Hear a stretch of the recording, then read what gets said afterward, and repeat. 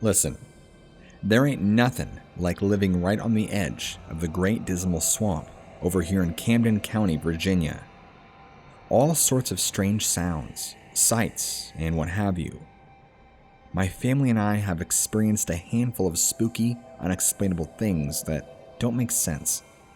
This has been going on since I was just a little kid. My daddy and I have seen beasts of the swamp come right up to our house and press their faces against the back window.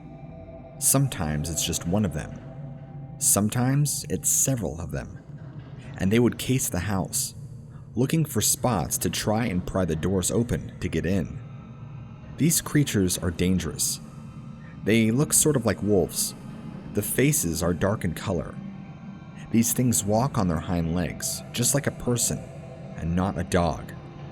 They have short snouts and very human facial features, high jawbones, human-like facial structures, and sunken-in eyes that are very striking. The eyes, they have this unnatural orange glow to them, like something out of a horror movie. It's always scared us to death when these things show up. You can feel it. The first time I had an encounter was when I was a 10-year-old little girl, and I was lying in my bed, drifting off to sleep, or almost, when all of a sudden, my room got really dark. I had my blinds and curtains completely open, and my head was against the wall, right underneath my window. Something really big stood in front of my window to block the light coming through, and in that moment as a kid, I turned around, half curious and half scared, and saw the horror that stood on the other side of my window. It just stood there and watched me, and gave me a small smirk, and looked away. I was terrified. Those aren't the only other critters we got out here either, because my daddy has seen what he called lizardmen emerging out of the swamp waters nearby at night. Sometimes they're drawn toward the porch light at night, so we make sure to keep all outside lights off if we absolutely can. He don't like to take any chances. One time, one of these things walked right up to our car in our carport and hid in the dark. You can hear it making this clicking noise, and you could see the glowing eyes that it had. My daddy fired his gun, and it still didn't even move. Anything that isn't afraid of a gun is something to be feared. When I say the swamp is dangerous, I mean it. Animals that are not supposed to exist thrive out there, and when they don't have to worry about being found, they can just torment those who live near the home without ever worrying.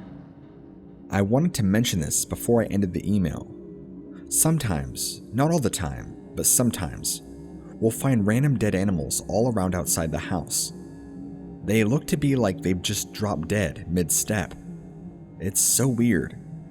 Animals that aren't even really common around here either. We found a dead coyote once by our carport that looked like it had just fallen over and died. No signs of any poison, struggle, nothing. We found a boxer dead too. A few cats, raccoons, all died the same way. My daddy thought they were getting into poison somewhere, but no one around here, nor any of us, lay out poison that these things can get into. More answers than questions at this point. The worst is during the spring and fall, where at night, you can hear all sorts of awful noise. The swamp will get really quiet, and you'll start to hear either these loud dinosaur roars and screams. It sounds like something out of a movie, and it sounds big. Then other times, you'll hear this deep roar that sounds like it's coming from a huge wolf. No doubt it's the swamp creatures that paid me a visit when I was a little girl. The sounds are incredibly loud at night. Other neighbors swear they heard a car being smashed into a tree. Other neighbors claim they will sometimes hear things in their backyards and driveways. I know the folks around here are very cautious and even have spotlights all around to ward these things away. From our experience, the swamp creatures are drawn to the light, and we're not sure why. The swamp creatures are very intelligent and know how to find food without anybody noticing. Maybe this is why they come toward the light. Sorry for so many things that don't make sense. We are trying to make sense of it ourselves. All we know is we have a swamp full of critters, like lizardmen, and giant dogs that walk on their hind legs. We don't know what to do.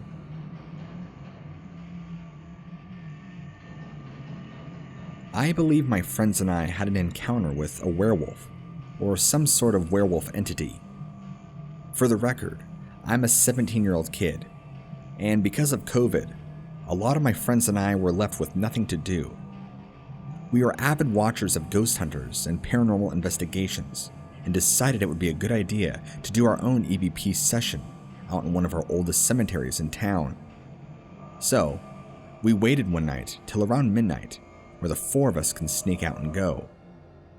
We get there about midnight, and the cemetery has graves that date back to the early 1800s. It's not very large, but it holds about 70 graves, if I had to take a wild guess.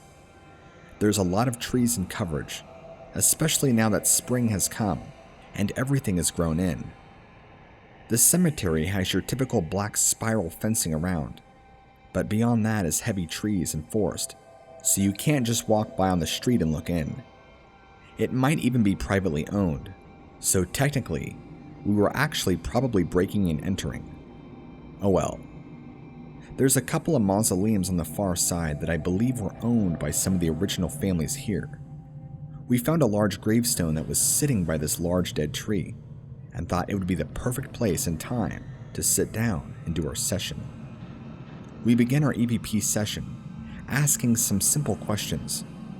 Being summertime, everything around us was quiet, but I've never been to a graveyard at night, so I was already on edge. In my head, I was thinking crickets should be making noise, but they weren't. My friend kept saying that he felt the energy change around us, and we were invoking the wrong spirits. I thought he was just pulling my chain, because I had not felt a thing, and I'm sitting right next to him. Then, we heard a noise, maybe 50 feet away, behind a couple of the other graves that sounded like rustling, and leaves crunching. At this point, my friend is freaking out, and thinking demons are going to come and take us. Oh, I should also mention that we only have our phone flashlights for whatever reason. Why we decided not to grab our flashlights at home, I don't know. Maybe we were far too excited. It was a heavily cloud-covered night, lots of overcast, so there was no light from the moon. We continued our session and asked a few more questions with my friend while he is shaking. He interrupts me mid-question, says he thinks there's something over there watching us and points. I said, "You're just paranoid."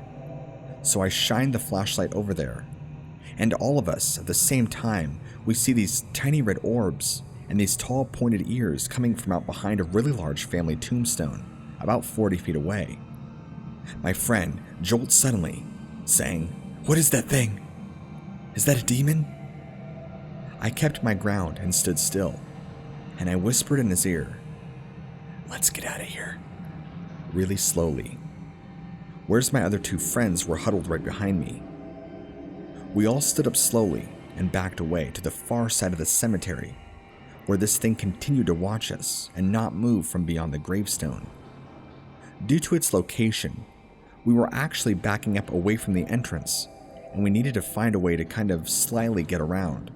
So we hid behind a couple of tombstones, and each of us took turns making a beeline for the entrance.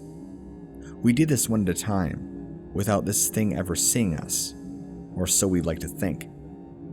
That's the only and last time I'm ever doing an EVP session in a graveyard, and it's kinda killed my desire to do any ghost hunting or paranormal investigation. Since we saw the tops of its ears and its eyes, it looked like your typical werewolf. My friend, the one who was freaked, is convinced we summoned a demon and refuses to talk about it. But honestly, I don't exactly know what happened. I believe we saw something, and potentially a werewolf spirit, or maybe a werewolf, even though I can't exactly say that's what it was. I haven't told my parents or any of my other friends about what happened, so I'm desperately looking online for answers and people I can talk to about it. We were actually planning on bringing out a Ouija board out there, but with the way the events transpired, boy, I'm glad we didn't. Who knows what else would have happened? Part of me wonders if us trying to do an EVP session called this thing in, or if it just happened to be lingering around nearby and saw us and took its chance to watch us and be curious. I've looked online a little bit, and I have seen some similarities between people seeing werewolves in graveyards, but it seems to be mainly Indian burial grounds as the common denominator. I don't know my geography terribly great, but I'm pretty sure there aren't any native reservations or anything around here, so that's checked off the list. Had we not spotted it, who knows if it was truly trying to creep closer and maybe grab one of us. I don't feel like it had the best intentions considering it was hiding and trying to stay incognito. At the same time though, it did reveal half its face and upper head to watch us from afar. I felt it was more curious, but my feelings could very well be wrong. After all, I felt that nothing would happen, so I was wrong there.